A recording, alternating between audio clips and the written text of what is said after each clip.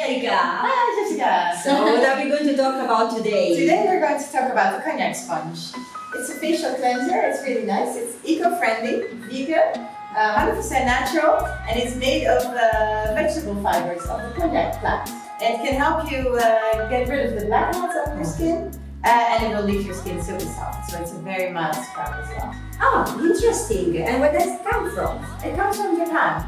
Oh, very Yes. interesting. So how do we use it? You can use it like this, straight like this, or you could add some facial cleanser. We have this lovely oil cleanser, for example. You can add a little bit, or your soap, although we do not prefer soap for the face, but some people love it. Or you can just use the KONJAC sponge like this. We're going to guide you through the usage of the KONJAC sponge.